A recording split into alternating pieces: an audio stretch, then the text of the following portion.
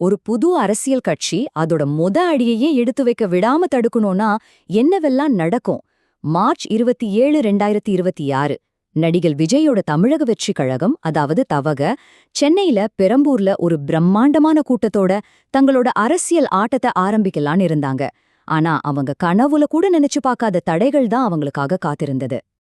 இந்த தடைகளை எல்லாம் ஒரு சாதாரண அட்மினிஸ்ட்ரேட்டிவ் கோளாறுன்னு கட்சித் தலைவர் விஜய் பார்க்கல. நடந்த உடனே இது ஜனநாயகத்தின் மேல நடந்த ஒரு பாசிசம் தாக்குதல்னு சொன்னாரு. ஆளுங்கட்சி கவர்மெண்ட் மிஷினரிய தங்களுக்கு சாதகமா யூஸ் பண்றாங்க, இதுதான் அவரோட நேரடியான குற்றச்சாட்டு. இப்போ இந்த பிரச்சனையோட ஆழம் என்னன்னு உங்களுக்கு புரியணும்னா இத பாருங்க. இது ஏதோ ஒரு தடை மட்டும் இல்ல, ஒரே நாள்ல 3 வெவ்வேறு இடத்துல இருந்து தவைகவுக்கு பிரஷர் வருது. 1, பிரச்சார கூட்டத்துக்கு பெர்மிஷன் கேன்சல். 2, வேட்பாளர் மீட்டிங் ரத்து. 3, கட்சி ஆபீஸுக்கே நோட்டீஸ். யோசிச்சு பாருங்க, இதெல்லாம் எதேச்சியா நடந்ததா இல்ல திட்டமிட்டு செஞ்சதா? பெரம்பூர்ல நடந்ததை மட்டும் தனியா பார்த்தா நமக்கு முழு கதையும் புரியாது. நாம பாத்துட்டு இருக்கிற இந்த விவரங்கள் என்ன சொல்லுதுன்னா, இது பல மாசமா தொடர்ந்து வர்ற ஒரு அழுத்தத்தோட உச்சகட்டம்னு சொல்லுது. சரி வாங்க, அந்த திருச்சியிலிருந்து பெரம்பூர் வரைக்கும் என்ன நடந்ததுன்னு ஒரு தடவை பாத்துருவோம். இது ஒரு சம்பவம் இல்ல, இது ஒரு தொடர்ச்சி. பாருங்க, இந்த ஒரு லைன் தான் இந்த முழு பிரச்சனைக்குமான சாவி. கடந்த 6 மாசத்துல நடந்த சின்னதும் பெருசுமான பல விஷயங்களை இது ஒன்னா இணைச்சு நமக்கு காட்டுது. இந்த டைம்லைனை பாருங்க. தாமக மேல இருந்த பிரஷர் கொஞ்சம் கொஞ்சமா எப்படி ஏறுச்சுன்னு புரியும். திருச்சியில ஒரு பெர்மிஷன் மறுப்புல ஆரம்பிச்சது கடைசியா பெரம்பூர்ல உச்சத்தை தொட்டிருக்கு.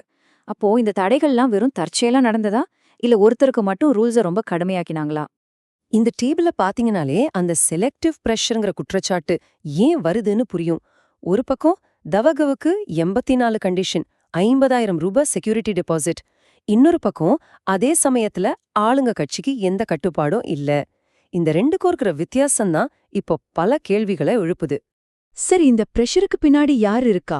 நாம பாக்குற இந்த ஆதாரம் இந்த சூழல ஒரு அரசியல் செஸ் கேம் மாதிரி பாக்குது.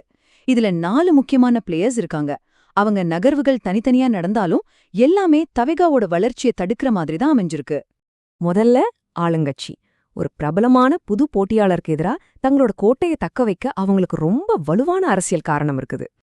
2வது பிளேயர் போலீஸ். கரூர்ல நடந்த சோகத்தை காரணம் காட்டி பாதுகாப்பு விஷயத்துல ரொம்ப கண்டிப்பா இருந்தது சரிதான். ஆனா தவக அப்ளை பண்ணதுக்கு அப்புறம் அந்த கிரவுண்டை ஏன் தோண்டினாங்கங்கிற கேள்விக்கு இன்னி வரைக்கும் சரியான பதில் இல்ல. 3வது எலெக்ஷன் கமிஷன். இங்க ஒரு டெக்னிக்கல் சண்டையே நடக்குது.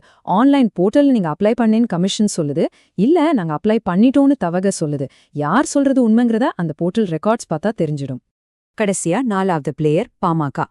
தவேகாவோட மீட்டிங்கை நிறுத்துறதுக்கு சரியா 3 நாளைக்கு முன்னாடி அவங்களுக்கு பெரம்பூர் தொகுதி ஒதுக்கப்பட்டிருக்கு. இது அவங்க உண்மையிலே ஜெயிக்க போட்டிட்டாங்களா இல்ல தவேகாவோட கவனத்தையும் ஓட்டுகளும் சிதறடிக்க வந்தாங்களாங்கிற சந்தேகத்தை இன்னும் அதிகமாக்குது. இந்த தடைகள்லாம் வெறும் பெர்மிஷன் மறுப்போடு முடிகிற விஷயம் அல்ல. இதோட தாக்கம் ரொம்ப ஆழமானது. ஒரு புதுசா வர்ற அரசியல் இயக்கத்தோட அடித்தளத்தையே ஆட்டி பாக்குற ஒரு சைக்கலாஜிக்கல் போரை இது உருவாக்குது. அது எப்படின்னு பார்க்கலாம். இது ஒரு டாமினோ எஃபெக்ட் மாதிரி வேலை செய்யுது. தலைவரால ஒரு மீட்டிங் கூட நடத்த முடியலங்கிற பெம்பம் தொண்டர்கள் மத்தியில சோர்வையும் நிர்வாகிகள் மத்தியில ஒரு நிச்சயமற்ற தன்மையும் உருவாக்குது. எடுத்து வைக்கிற ஒவ்வொரு அடியும் தடுக்கப்படும் போது அந்த கட்சியோட வேகம் தானா குறையுது. அப்போ நாம இப்போ கடைசி கேள்விக்கு வரோம். இதெல்லாம் ஒரு புது கட்சிக்கு எதிரா திட்டமிட்டு செஞ்ச சதியா இல்ல அனுபவம் இல்லாததால ஏற்பட்ட தொடர்ச்சியான நிர்வாகச் சிக்கல்களா? ஆதாரம் என்ன சொல்லுது? இந்த ஆதாரம் பெரம்பூர் பொரியோட உண்மையான முகம் என்னன்னு தெரிஞ்சுக்க எல்லா ஆதாரத்தையும் ஒரு தராஸ்ல வச்சு எடை போடுது. இதோட இறுதி முடிவு என்ன? இது தடையா அல்லது அனுபவமின்மையா? இந்த பகுப்பாய்வோட முடிவு இதுதான். இது 100% திட்டமிட்ட சதியும் கிடையாது, அதே சமயம் 100% நிர்வாக பிழையும் கிடையாது. இதுல பெரும் பகுதி உண்மையான தடையாதான் பார்க்கப்படுது. அது கூடவே சில முறையான நிர்வாக கவலைகளும் தவேகாவோட அரசியல் ரீதியான பதிலளியும் கலந்திருக்கு.